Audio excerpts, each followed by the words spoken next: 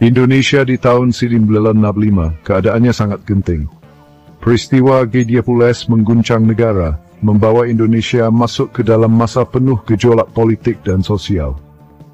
Di tengah kekacauan dan ketidakpastian, sebuah struktur kekuasaan baru mulai muncul, yang akan mengubah arah sejarah Indonesia selamanya.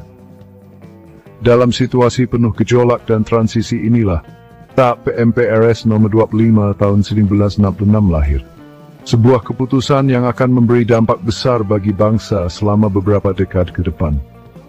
Ketetapan yang dikeluarkan oleh Majelis Permusyawaratan Rakyat sementara MC ini menandai titik balik dalam politik Indonesia.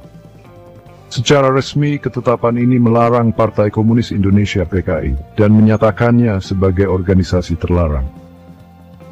Lebih lanjut, ketetapan ini juga melarang penyebaran ideologi komunis dalam bentuk apapun. Ketetapan ini disajikan sebagai langkah penting untuk memulihkan ketertiban dan stabilitas.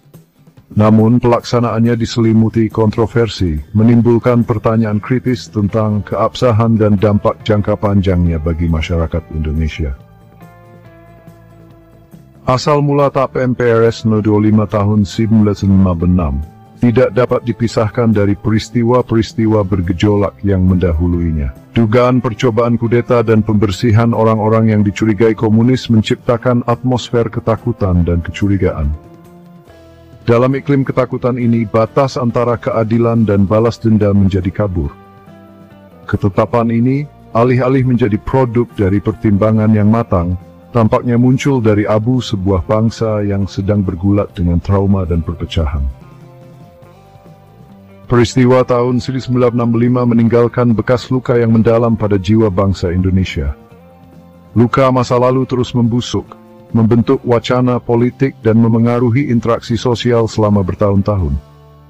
TAP MPRS nomor 25 tahun 1966, alih-alih mendorong penyembuhan dan rekonsiliasi, justru memperkuat perpecahan dan melegitimasi penganiayaan terhadap individu dan komunitas berdasarkan afiliasi politik mereka.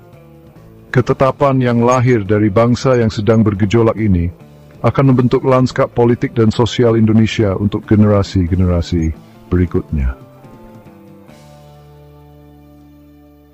Keabsahan TAP MPRS No. 25 tahun 1966 sangat bergantung pada otoritas badan yang menetapkannya, Majelis Permusyawaratan Rakyat sementara.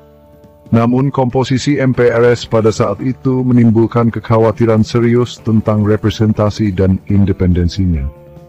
Peristiwa tahun 1965 berdampak besar pada susunan majelis, menimbulkan bayangan gelap atas klaim legitimasinya. Setelah dugaan percobaan kudeta, lanskap politik mengalami transformasi drastis. Anggota MPR DPR terpilih sebelumnya yang berafiliasi dengan PKI atau dianggap bersimpati kepada Presiden Soekarno, disingkirkan secara sistematis. Banyak yang ditangkap, ditahan tanpa pengadilan, atau bahkan menemui nasib yang lebih buruk. Pembersihan lawan politik ini menciptakan kekosongan di dalam MPRS, yang dengan cepat diisi oleh individu-individu yang selaras dengan struktur kekuasaan yang muncul di bawah Jenderal Soeharto.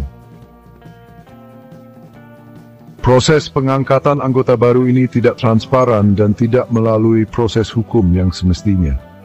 Itu adalah era yang ditandai oleh kepentingan politik, di mana kesetiaan mengalahkan prinsip-prinsip demokrasi. MPRS, yang dulunya dibayangkan sebagai simbol persatuan nasional dan representasi demokratis, telah diubah menjadi badan stempel bagi rezim baru. Komposisi MPRS yang cacat ini secara langsung mempertanyakan keabsahan keputusannya, termasuk penetapan TAP MPRS nomor 25 tahun 1966. Dapatkah sebuah ketetapan yang disahkan oleh majelis yang merupakan produk manuver politik dan pembersihan dianggap sebagai ekspresi sah dari kehendak rakyat?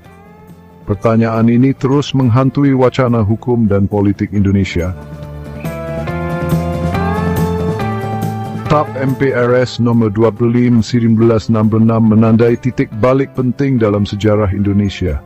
Ketetapan ini secara efektif melarang Partai Komunis Indonesia dan semua kegiatan yang terkait. Namun, yang paling mencolok adalah tidak adanya keadilan. ketetapan ini tidak memberikan pengadilan yang adil atau proses hukum yang layak bagi mereka yang dituduh. Ribuan orang ditahan tanpa bukti dan banyak yang dieksekusi tanpa kesempatan untuk membela diri. Absennya adilan ini meninggalkan luka mendalam bagi bangsa, luka yang masih terasa hingga saat ini. Dengan penerapan TAP MPRS nomor 25/1966, larangan total diberlakukan atas setiap kegiatan yang berhubungan dengan komunisme. Larangan ini meluas melampaui afiliasi politik, berdampak pada kebebasan berbicara, berkumpul, dan bahkan berpikir. Orang-orang hidup dalam ketakutan terus-menerus dituduh bersimpati komunis. Terkikisnya kebebasan-kebebasan mendasar ini menciptakan atmosfer paranoia dan penindasan. Dampak sosial dan politik TAP MPRS nomor 25/1966 sangatlah besar. Secara sosial, hal ini menyebabkan stigmatisasi dan marginalisasi yang meluas terhadap mereka yang terkait dengan gerakan komunis, termasuk keluarga mereka. Secara politik, hal ini mengkonsolidasikan kekuasaan di tangan militer dan elit penguasa, mengesampingkan suara-suara politik lainnya. Pergeseran ini tidak hanya mengubah lanskap politik tetapi juga mengakar budaya ketakutan dan konformitas yang menghambat perkembangan demokrasi. Menavigasi warisan TAP MPRS nomor 25/1966 tetap menjadi tantangan kompleks bagi Indonesia. Dampak ketetapan ini masih terlihat dalam struktur politik dan sosial bangsa. Upaya untuk mengatasi ketidakadilan masa lalu dan mempromosikan rekonsiliasi sedang berlangsung, namun menghadapi banyak rintangan. Memahami warisan ini sangat penting untuk melangkah maju karena menawarkan pelajaran tentang pentingnya keadilan, kebebasan, dan kongruensi manusia dalam bangun desa yang lebih inklusif dan demokratis.